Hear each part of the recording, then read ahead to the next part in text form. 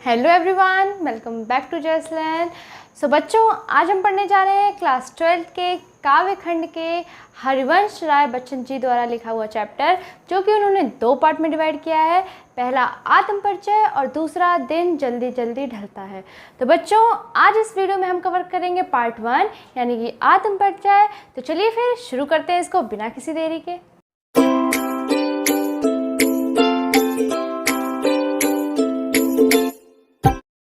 तो चलिए फिर देखते हैं कि पहली पंक्तियों में क्या बताया गया है। चलिए फिर पढ़ते हैं पंक्तियों को। मैं जग जीवन का भार लिए फिरता हूँ, फिर भी जीवन में प्यार लिए फिरता हूँ। कर दिया किसी ने झंकृत जिनको छूकर, मैं सांसों के 2 तार लिए फिरता हूँ। मतलब क्या इन पंक्तियों का? पंक्तियों में वो कह रहे हैं कि मैं जग जीवन का भार लिए फिरता हूँ, कि जग में जितने भी प्रॉब्लम्स हैं उनको वो अपने जीवन में साथ लेकर चल रहे हैं, उनको मतलब सॉल्व करते हुए चल रहे हैं। फिर भी जीवन में प्यार लिए फिरता हूँ। इतनी प्रॉब्लम्स हैं उनके जीवन में, फिर भी वो उनको प्रेम के साथ लेकर चल रहे हैं। वो प्रॉब्लम्स में प्रेम को भूल नहीं जा रहे हैं, वो प्रेम से ही सबके साथ बात कर रहे हैं, प्रेम से बोल रहे हैं। कर दिया किसी ने झंकृत जिनको छूकर, कि मानो किसी अपने ने, किसी उनके अप्रिय ने उनके दिल को कोमल भावनाओं से छू लिया हो, ऐसा लगता है। मैं सांसों के 2 तार लिए फिरता हूँ, और वो इस प्रेम से भरे हुए सांसों के वो तार लिए फिरते हैं अपने जीवन में। तो चलिए अब इसके बाद हम देखते हैं, इसकी व्याख्या पढ़ते हैं कि चलिए व्याख्या में क्या दे रखा है। तो व्याख्या पढ़ते हैं।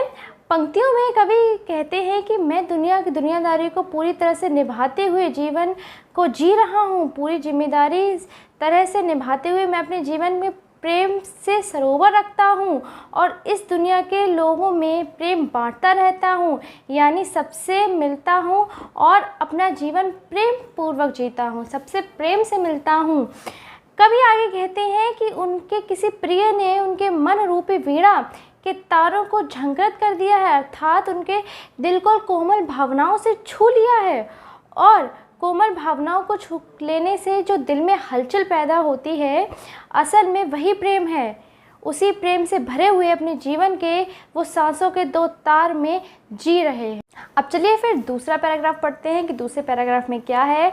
दूसरा पैराग्राफ कहता है, मैं स्नेह सुरा का पान किया करता हूँ, मैं कभी न जग का ध्यान किया करता हूँ। जग पूछ रहा उनको जो जग की गाते, मैं अपने मन का गान किया करता हूँ। वो कहते हैं कि मैं स्नेह सुरा का पान करते हैं। सुरा में शराब, तो वो क्या करते हैं, वो जो प्रेम रूप शराब है उसका पान क्या करते हैं, वो उसी में मस्त रहते हैं। जैसे लोग होते हैं ना, शराब को पीकर एकदम मस्त हो जाते हैं, उन्हें दुनिया की कोई परवाह नहीं रहती है। और शराबी भी आप लोगों ने देखे होंगे, वो क्या होता है कि शराब पी के और लेट जाते, फिर उनको किसी की परवाह नहीं रहती है, ना ही अपनी चिंता रहती है कि वो कहाँ पड़े हुए हैं। ऐसे ही जो कवि हैं वो कहते हैं कि मैं भी, लेकिन वो किस शराब का नशा करते हैं, प्रेम रूपी शराब का। वो प्रेम का नशा करके मस्त रहते हैं। मैं कभी ना जग का ध्यान किया करता हूँ। वो कहते हैं कि इसके बाद मैं जग का ध्यान नहीं करता हूँ, मुझे जग की कोई भी परवाह नहीं रहती है। और ऐसा वो क्यों कहते हैं, उनको जग की परवाह क्यों नहीं रहती है, ये भी उन्होंने आगे की लाइनों में बताया है। क्या कहा है, जग पूछ रहा उनको जो जग की गाते हैं। क्या अगर जग के जो गाते हैं जो लोग, क्या जग उनको पूछता है? दुनिया में इतने स्वार्थी लोग हो रखे हैं जिनको सिर्फ अपने से मतलब होता है, उनका काम निकल जाए बस, इससे ज़्यादा उनको किसी से मतलब नहीं होता है। क्या वो लोग उनको पूछते हैं जो जग की गाते हैं, जो उन लोगों की पूछते हैं? क्या बाद में वो उनसे पूछते हैं, उनके बारे में पूछते हैं कि आप कैसे हैं? दुनिया स्वार्थी हो चुकी है। मैं अपने मन का गान किया करता हूँ, इसीलिए ये जग स्वार्थी है, इसीलिए मैं किसी की नहीं सुनता हूँ, ना किसी की परवाह करता हूँ। मैं सिर्फ अपने आप की सुनता हूँ, वो सिर्फ अपनी करते हैं, वो किसी की भी नहीं सुनते हैं। तो चलिए अब हम देखते हैं कि इसकी व्याख्या में क्या है। उपयुक्त पंक्ति में कवि कहते हैं कि मुझे अपने जीवन में प्रेम मिला है। उसे प्रेम रूप सुरा यानी शराब को पीकर वो नशे में मस्त रहते हैं। मुझे अब इस दुनिया का कोई परवाह नहीं है, अर्थात उन्हें किसी की भी परवाह नहीं है। अपने प्रिय से मिले शराब यानी नशे में वो इतने मस्त हो गए हैं कि उन्हें दुनिया की कोई भी परवाह नहीं है। कवि आगे कहते हैं कि पूरी दुनिया चापलूस व स्वार्थी लोगों से भरी हुई है। आप लोग भी देखते हो ना कि जब लोगों को मतलब होता है तब वो आते हैं आपके पास। ऐसा नहीं होता कि अगर उनको मतलब नहीं है तो भी आपसे बात कर रहे हैं। बहुत कम लोग ऐसे मिलेंगे आपको आसपास में। ऐसे मैक्सिमम आपको कैसे मिलते हैं? ऐसे जिनको आपसे कुछ काम होगा, कुछ चाहिए होगा तो ही वो आपके पास आते हैं। तो वही इसमें भी है, एक दूसरे की झूठी प्रशंसा करते हैं और दुनिया वाले भी लोगों के उसी जो प्रशंसा है, लोग भी उसी की प्रशंसा करते हैं जो झूठी प्रशंसा करता है, अधिक महत्व देते हैं, उनकी यह बातें अधिक सुनते हैं जो चाटुकारिता करते हैं। चाटुकारिता का मतलब जो दूसरों की चापलूसी करते हैं। लेकिन कभी कहते हैं कि मैं ये सब नहीं करता हूँ, मुझे ये सब पसंद नहीं है, मैं ये सब नहीं करता हूँ, मैं तो बस वही करता हूँ जो मेरे मन में आता है। दुनिया क्या कहेगी, मैं इसकी परवाह नहीं करता हूँ। उन्हें जग की परवाह नहीं है क्योंकि जग स्वार्थी है और वो सिर्फ अपने मन की करते हैं, वो चापलूसी करना पसंद नहीं करते हैं। चलिए आगे बढ़ते हैं और पढ़ते हैं थर्ड पैराग्राफ को कि थर्ड पैराग्राफ में क्या दिया गया है। मैं निज उर के उद्धार लिए फिरता हूँ, मैं निज उर के उपहार लिए फिरता हूँ, है यह अपूर्ण संसार न मुझको भाता, मैं सपनों का संसार लिए फिरता हूँ। कवि कहते हैं कि मैं निज उर के उद्धार लिए फिरता हूँ, कि जो मेरा हृदय है वो भावों से, प्रेम भावों से भरा हुआ है और मैं ये चाहता हूँ कि दुनिया में सभी लोगों का हृदय जो है वो प्रेम भावों से भरा हुआ हो और सब लोग मिलजुल कर रहें। मैं निज उर के उपहार लिए फिरता हूँ और जो मेरा हृदय है, मेरा जो दिल है वो प्रेम भावों से भरा हुआ है और मैं इसको लोगों के लिए उपहार के रूप में रखता हूँ, लोगों को उपहार में प्रेम देना चाहता हूँ। फिर वो कहते हैं, है यह अपूर्ण संसार न मुझको भाता, लेकिन क्या करें, ये संसार ही ऐसा है जो कि अधूरा प्रेम रखता है, जिसके जो प्रेम है उसमें भी छल है। वो लोग दिल से निश्चल प्रेम नहीं करते हैं, प्रेम भी अधूरा ही करते हैं। इसलिए मुझे ये संसार बिल्कुल भी पसंद नहीं है। मैं सपनों का संसार लिए फिरता हूँ, इसीलिए मैं अपने सपनों की दुनिया लेकर फिरता हूँ। मैं इस संसार की दुनिया में नहीं जीता हूँ, मैं अपने सपनों का संसार बनाता हूँ और उसी में जिंदा रहता हूँ। तो चलिए फिर और देखते हैं कि इसकी व्याख्या में क्या बताया गया है। तो देखिए, इन पंक्तियों में कवि अपने हृदय के भावों और अपने संसार के बारे में बता रहे हैं। कवि का सपना है कि इस दुनिया में प्रेम ही प्रेम हो और सभी लोग आपस में मिलजुल कर प्रेम से रहें। कवि कहते हैं कि मैं इस दुनिया के सामने प्रेम भरे हृदय के भावों को व्यक्त करना चाहता हूँ। मेरा हृदय जो अथाह स्नेह से भरा है, मैं उस निश्चल प्रेम रूपी सौगात यानी उपहार को इस दुनिया में बांटना चाहता हूँ। कवि आगे कहते हैं कि प्रेम अभाव के कारण यह दुनिया अधूरी है, इसलिए यह मुझे पसंद नहीं है। अर्थात प्रेम का अभाव इस दुनिया को अपूर्ण या अधूरा बनाता है और दुनिया की यही बातें मुझे बिल्कुल भी नहीं भाती हैं। इसलिए मैं अपनी प्रेम भरी दुनिया अपने सपनों के साथ लिए घूमता रहता हूँ, यानी मैं अपने सपनों की अलग संसार बनाता हूँ और उसी के साथ जीता हूँ। इसमें इन पंक्तियों में उन्होंने अपने प्रेम भरे हृदय के बारे में और सपनों के बारे में बताया है। तो चलिए अब देखते हैं कि फोर्थ पैराग्राफ में क्या कहा गया है। तो चलिए पढ़ते हैं फोर्थ पैराग्राफ की लाइंस। मैं जला हृदय में अग्नि दहा करता हूँ, सुख दुख दोनों में मग्न रहा करता हूँ। जग भव सागर तरने के नाव बनाए, मैं भव मौजों पर मस्त बहा करता हूँ। कहते हैं कि मैं अपने दिल में जो है ना वो प्रेम की जो भाव हैं वो रखता हूँ और प्रेम की अग्नि जला के रखता हूँ अपने हृदय में और उसी अग्नि में स्वयं ही जलता रहता हूँ। इसीलिए क्या होता है कि चाहे सुख हो चाहे दुख हो, मैं एक जैसा ही रहता हूँ, क्योंकि मेरे दिल में क्या है, प्रेम है और फिर मुझे किसी चीज़ की चिंता नहीं रहती है, ना ही दुनिया की परवाह रहती है। प्रेम की वजह से इसे ना तो मुझे सुख पता चलता है और ना ही मुझे दुख की चिंता होती है। जग भव सागर तरने की नाव बनाएं, और जो जितने भी लोग हैं ये इस जग को पार करने के लिए तरह तरह की नाव बनाते हैं, तरह तरह के चीज़ें सोचते हैं करने के लिए कि वो क्या करें जिससे उनको सुख प्राप्त हो। लेकिन जो कवि हैं वो कहते हैं मैं भव मौजों पर मस्त बहा करता हूँ, लेकिन मेरे पास तो प्रेम रूपी नाव है, मेरे हृदय में प्रेम है, इसलिए मुझे सुख को पाने के लिए किसी और चीज़ की ज़रूरत नहीं है।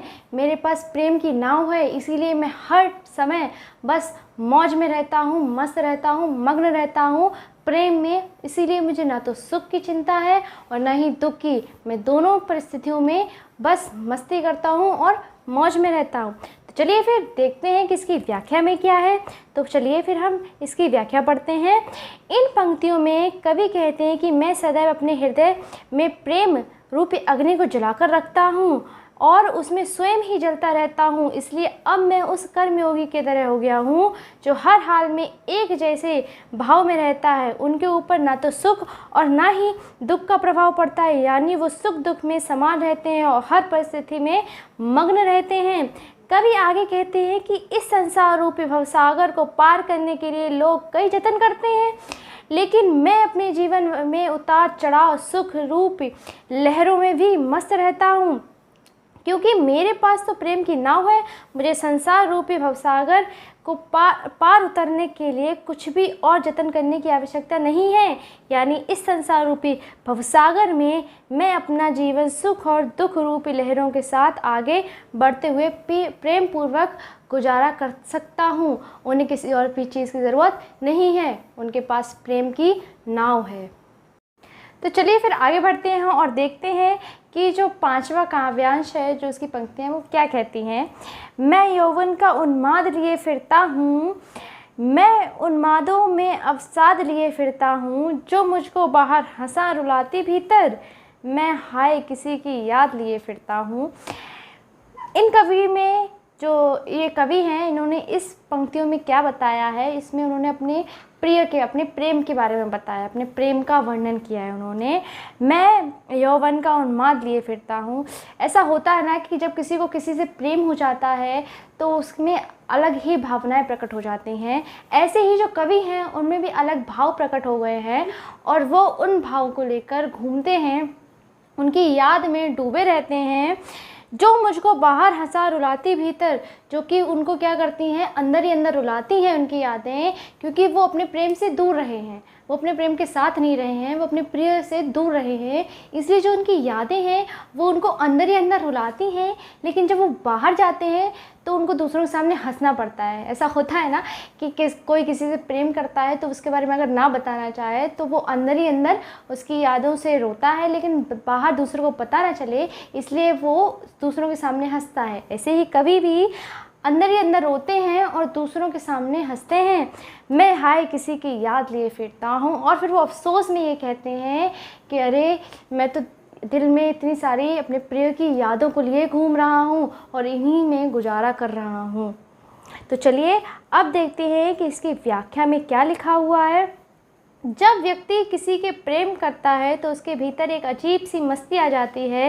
वह हर समय अपने प्रिय की सुनहरी यादों में खोया रहता है। इन पंक्तियों में कभी भी अपनी जवानी के दिनों में अपने प्रिय से दूर हैं। कवि कहते हैं कि वो अपनी जवानी की मस्ती में घूम रहे हैं और इस यौवन को मस्ती में पीड़ा व निराशा भी है, क्योंकि वो भरी जवानी में अपने प्रिय से दूर हैं, लेकिन उनकी प्रिय की सुनहरी यादें उनको भीतर ही भीतर रुलाती भी हैं। मगर फिर भी वो दुनिया के सामने हंसते रहते हैं और दुख लोगों के सामने प्रकट नहीं करते हैं। वो अपनी अजीब स्थिति पर अफसोस जताते हुए कहते हैं कि मैं अपने दिल के हर वक्त अपने प्रिय की यादों लिए हुए अपना जीवन गुजारता हूँ। चलिए अब देखते हैं कि 6th पैराग्राफ में क्या कहा गया है। तो चलिए इन पंक्तियों को पढ़ते हैं। कर यत्न मिटे सब सत्य किसी ने न जाना, नादान वही है हाय जहाँ पर दाना, फिर मोड़ ना क्या जग जो इस पर भी ना सीखे, मैं सीख रहा हूँ सीखा ज्ञान भुलाना। कवि कहते हैं कि कर प्रयत्न सब मिटे सत्य किसी ने ना जाना, कि सब प्रयत्न कर कर के थक गए पर सच कोई भी नहीं जान पाया। क्यों नहीं जान पाया? क्योंकि लोगों के अंदर अहंकार हो गया। जिनके अंदर अहंकार हो गया वो सत्य को जान नहीं पाया, उसके पास तक सत्य नहीं आया और वो सत्य की खोज में अपना जो जीवन था वो त्याग चुके थे। नादान वही है हाय जहाँ पर दाना, और वो नादान है क्योंकि उन्हें पता है कि अगर अहंकार आ जाता है तो जो ज्ञानी होते हैं वो भी अज्ञानी बन जाते हैं। इसलिए वो ये जानते हुए भी अगर इसको नहीं समझते हैं तो वो सब नादान हैं। फिर मूढ़ ना क्या जग जो इस पर भी ना सीखे। फिर तो उस जग को मूढ़ ही कहा जाएगा जो इतनी बात जानने पर भी सीख नहीं पाता है, इन बातों को समझ नहीं पाता है और सत्य को खोज नहीं पाता है। मैं सीख रहा हूँ सीखा ज्ञान भुलाना, और मैं इस बात को समझ चुका हूँ, इसीलिए मैंने जो अभी तक जितना भी जग से सीखा है, संसारिक बातें सीखी है, मैं सबको भूल जाना चाहता हूँ। क्योंकि अगर इन बातों को मैं नहीं भूलूँगा तो इस संसार में रहना असंभव है। जो इन बातों को ध्यान रखता है वो इस संसार में जी नहीं पाता है। ये जो दुनिया है, ये जो अधूरी दुनिया है, ये स्वार्थी लोगों की दुनिया है, ये उनको जीने नहीं देती है। तो चलिए फिर देखते हैं कि इसकी व्याख्या में क्या कहा गया है। पढ़ते हैं इसकी व्याख्या। कवि कहते हैं कि सत्य को जानने का लोगों ने बहुत प्रयास किया, परंतु वह अपने अहंकार के कारण सत्य को नहीं जान सके और बिना सत्य के जाने इस दुनिया से चले गए। क्योंकि जो लोग ज्ञानी थे, जो सत्य को जान सकते थे, उनको अपनी विद्वता या ज्ञान का अहंकार हो गया। उनको उनकी अज्ञानता का कारण था, यानी जो ज्ञान थे वो अपने अहंकार के कारण अज्ञानी हो चुके थे। कवि आगे कहते हैं कि अहंकार प्रेम और ज्ञान दोनों को अपने आगे टिकने नहीं देता। कि जो अहंकार होता है वो कितना भी ज्ञानी हो उसको अपने आगे टिकने नहीं देता है। उसकी सारी जो नॉलेज होती है, जितना भी ज्ञान होता है, सबको बिल्कुल भी हटा देता है, उसके दिमाग से कुछ भी नहीं रखता है। जानते समझते हुए भी अगर यह संसार सीख नहीं पाता तो फिर इसे मूर्ख ही कहा जाएगा। मैं इस बात की जान चुका हूँ और मैं इस दुनिया में रहते हुए जो भी सांसारिक बातें सीखी हैं, अब मैं उनको भूलना चाहता, क्योंकि मैं अपनी मस्ती में रहते हुए इस दुनिया में जीना चाहता हूँ और उन बातों को याद रखकर ये संभव नहीं है। अगर वो उन बातों को याद रखते हैं तो ये संसार उनको जीने नहीं देगा, इन संसार में जीना असंभव हो जाएगा। चलिए फिर देखते हैं कि 7वें पैराग्राफ में क्या बताया गया है। 7वें पैराग्राफ की पंक्तियाँ पढ़ते हैं। मैं और जग और कहाँ का नाता, कि मैं हूँ और जग और है। मैं बना बना कितने रोज मिटाता, जग जिस पृथ्वी पर जोड़ा करता वैभव। मैं प्रति जग पग से उस पृथ्वी को ठुकराता। कवि कहते हैं कि मैं और हूँ, जग और है और यहाँ के लोग और हैं, हमारा कोई नाता नहीं है आपस में। कि मेरा स्वभाव अलग है, लोग अलग हैं, ये जग अलग है, हम दोनों कोई भी नाता नहीं है, हमारा कोई भी संबंध नहीं है, हमें कोई भी समानता नहीं है, हम दोनों अलग अलग हैं। मैं बना बना कितने जग रोज मिटाता, मैं अपने ही अंदर रोज यानी कितने ही जग का निर्माण करता हूँ, उन्हें बनाता हूँ और उन्हें तोड़ देता हूँ। जग जिस पृथ्वी पर जोड़ा करता वैभव, और ये जो लोग हैं जो इस वैभव को जोड़ रहे हैं यानी पैसों को जोड़ रहे हैं अपने लिए, मैं ऐसे जग को ठोकर मारता हूँ अपने पैरों से। मुझे इस जग की कोई चिंता नहीं है, मुझे ऐसा जग नहीं चाहिए, मुझे सिर्फ प्रेम रूपी जग चाहिए। ये जो जग है ये सिर्फ वैभव इकट्ठा करता है और मैं इससे बिल्कुल ही अलग हूँ, मुझे वैभव की कोई ज़रूरत नहीं है, मैं इसमें अपना सुख नहीं देखता हूँ। तो चलिए फिर देखते हैं कि इसकी व्याख्या में क्या बताया गया है। चलिए पढ़ते हैं इसकी व्याख्या हम। इन पंक्ति में 3 बार और शब्द का प्रयोग किया गया है, जिनमें पहला और कवि ने अपने लिए प्रयोग किया है, जहाँ पर वो अपने आप अन्य लोगों को अलग बताते हैं, और दूसरा संसार के लिए प्रयोग किया गया और तीसरा संसार और कवि के बीच संबंध बताता है, यानी वो दोनों अलग एक दूसरे से डिफरेंट हैं, अलग है, उनमें कोई समानता नहीं है। इन पंक्ति में कवि अपने आप को दुनिया वालों से अलग बताते हैं। वो कहते हैं कि मैं कुछ अलग ही तरह के व्यक्ति हूँ और इस दुनिया मुझे बिल्कुल अलग है, यानी हमने कोई समानता नहीं है, बिल्कुल अलग अलग हैं। कवि कहते हैं कि मैं तो ऐसा व्यक्ति हूँ जिसे भीतर ना जाने कितने ही संसार रोज़ बनते हैं और बिगड़ते रहते हैं। मैं अपनी अलग ही दुनिया में रहता हूँ और मैं दुनिया में इस दुनिया के भौतिक सुखों को कोई मोल नहीं है मेरे आगे। इस दुनिया के सभी लोग भौतिक सुखों के पीछे भागते हैं, हर वक्त उनको जमा करने का प्रयास करते हैं, लेकिन मैं संसार के उन भौतिक सुखों को अपने पैर से ठोकर मारता हूँ। मुझे दुनिया के भौतिक सुखों से कोई लगाव नहीं है। तो चलिए अब पढ़ते हैं 8th काव्यांश, उनकी पंक्तियों को जानते हैं कि उसमें क्या लिखा हुआ है। मैं निज रोदन में राग लिए फिरता हूँ, शीतल वाणी में आग लिए फिरता हूँ, हो जिस पर भूपों के प्रसाद निछावर। भूपो मीन्स राजा। मैं खंडर का भाग लिए फिरता हूँ। कवि कहते हैं कि मेरे जीवन में बहुत कष्ट हैं और मैं उन कष्टों में भी बहुत ही प्रेम के साथ जीता हूँ और लोगों को शीतल वाणी, मतलब मेरी जो आवाज़ है वो लोगों को कोशिश करता हूँ लोगों को शीतलता प्रदान करे। और मैं ऐसी वाणी के साथ रहता हूँ, मैं ऐसी वाणी को रखता हूँ कि जो लोगों को के जीवन में प्रेम भर सकती है। हो जिस पर भूपों के प्रसाद निछावर। लोग ये समझते होंगे कि मेरे पास कुछ है नहीं, मैं खंडर हूँ, लेकिन मेरे पास तो जो प्रेम है वो राजाओं से भी अधिक है, राजाओं के महलों से भी अधिक वैल्यू का है। मैं वह खंडर का भाग लिए फिरता हूँ, मैं ऐसे प्रेम रूपी खंडर का भाग लिए फिरता हूँ जिसकी जो वैल्यू है वो महलों से भी अधिक है राजा के। तो चलिए अब देखते हैं कि इसकी व्याख्या में क्या कहा गया है। कवि कहते हैं कि वो अपने कष्टों व दुखों में भी अपने जीवन को बड़े प्रेम के साथ जीते हैं और अपनी शीतल प्रदान करने वाली आवाज़ के द्वारा लोगों को प्रेम का संदेश देना चाहते हैं। भले ही उनकी वाणी में शीतलता हो, उनके शब्दों में लोगों के दिलों में उत्साह व जोश जगाने की आग हो का बराबर शक्ति है, इसलिए वो आत्मविश्वास को बढ़ाना चाहते हैं, उनकी सोच में बदलाव लाना चाहते हैं ताकि दुनिया में प्रेम बढ़ सके। कवि आगे कहते हैं कि दुनिया में सभी भौतिक सुख सुविधाओं के साथ जीवन जीने वाले लोगों में भले ही मेरा जीवन ऐसा लग सकता है जैसे किसी राजा के महल के सामने कोई खंडर हो, लेकिन प्रेम के सरोवर में मेरे जीवन की भव्यता उन राजाओं के महलों से कहीं अधिक है। यानी भौतिक सुख सुविधाओं के साथ जीने वाले लोग कहीं ज़्यादा सुंदर मेरा जीवन है, क्योंकि मैं अपने जीवन अपने हिसाब से अब पूरी मस्ती और प्रेम के साथ गुजारता हूँ। प्रेम को बढ़ाने और उसे बचाए रखने के लिए वो दुनिया के सभी भौतिक सुखों को त्याग कर सकते हैं।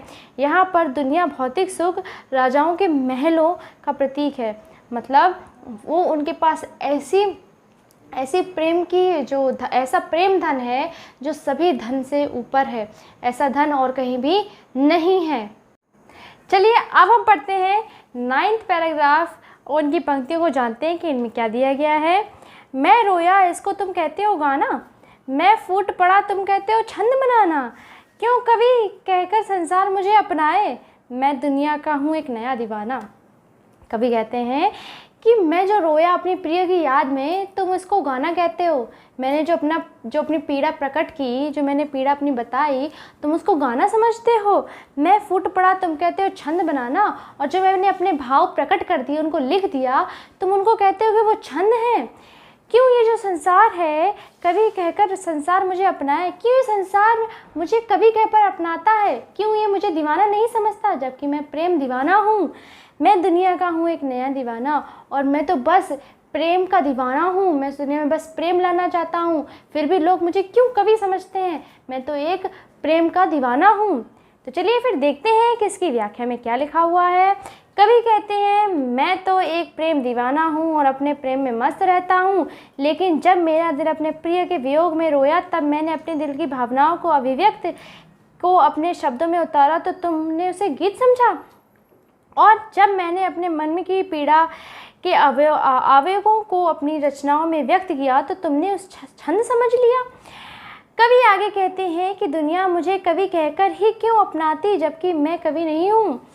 इस दुनिया में मैं तो पहचान प्रेम दीवाने के रूप में बनाना चाहता हूँ और दुनिया को बताना चाहता हूँ प्रेम में मस्त रहकर कैसे जिया जा सकता है, अर्थात मैं एक दीवाना हूँ और दुनिया मुझे इसी रूप में जाने। मैं दुनिया के सभी भौतिक सुखों के बिना अपना जीवन पूरी मस्ती के साथ गुजारता हूँ, इसलिए कवि कहकर दुनिया मुझे अपनाए मैं ये नहीं चाहता हूँ, दुनिया तो मुझे प्रेम दीवाना कहे मैं ये चाहता हूँ। तो चलिए अब देखते हैं अपनी लास्ट पंक्तियाँ कि इनमें क्या लिखा हुआ है, पढ़ते हैं। चलिए, मैं दीवानों का वेश लिए फिरता हूँ, मैं मादकता निशेष लिए फिरता हूँ, जिसको सुनकर जग झूम झुक लहराए, मैं मस्ती का संदेश लिए फिरता हूँ। कवि कहते हैं कि मैं तो दीवाना हूँ और मैं इस दीवानगी को लिए घूमता फिरता रहता हूँ, इस प्रेम को जो मेरे प्रिय से मुझे प्रेम मिला है मैं इसको लेकर घूमता हूँ। मैं मादकता निशेष लिए फिरता हूँ। और ये जो प्रेम है ये पूरी तरह से मुझ में समा चुका है, जिसको सुनकर जग झुक झूम लहराए। मैं मस्ती का संदेश लिए फिरता हूँ। मैं ये चाहता हूँ कि ये जो मेरा प्रेम है, जो मैंने अपनाया है, ये पूरा संसार अपनाए और इस बात को समझे कि प्रेम से ही सब कुछ संभव है, प्रेम के बिना कुछ भी संभव नहीं है। और देश, ये जो पूरा जग है, सभी लोग हैं, ये प्रेम के साथ मिलजुल कर रहें, इनके अंदर भी प्रेम रूपी भावनाएं आएँ और ये ना ही तो संसार में किसी तरह का झगड़ा हो, ना ही किसी में चिंताएं हों, सबकी चिंताएं दूर हो जाएं, वो प्रेम के साथ रहें, प्रेम रूप जग जीवन बनाएं। तो चलिए अब देखते हैं कि इसकी व्याख्या में क्या लिखा हुआ है। कवि कहते हैं, मैं दीवानों के रूप में इस दुनिया में घूमता हूँ और यह दीवानगी मुझे मेरे प्रेम से मिली है। अब इस प्रेम की पूर्ण मादकता मेरे अंदर समा गई है, अर्थात उस प्रेम का नशा मुझ पर पूरी तरह से छाया हुआ है और मैं उस मादकता के एक दीवाने की तरह पूरी दुनिया में घूम रहा हूँ। कवि आगे कहते हैं कि मैं चाहता हूँ जो मस्ती का संदेश मैं लिए फिरता हूँ, उस दुनिया में वो दुनिया समझे और अपनाए और प्रसन्न होकर उस मस्ती में झूमे लहराए। दुनिया की इन चिंताओं से मुक्त हो सके और प्रसन्न रह सके, पूरी दुनिया प्रसन्न होकर रह सके, मिलजुल कर प्रेम से रह सके। तो आज का हमारा चैप्टर यहीं पर फिनिश होता है। इसका अगला पार्ट हम अगली वीडियो में बनाएंगे। तो अगर आपको वीडियो समझ में आया तो लाइक करिए। All the very best.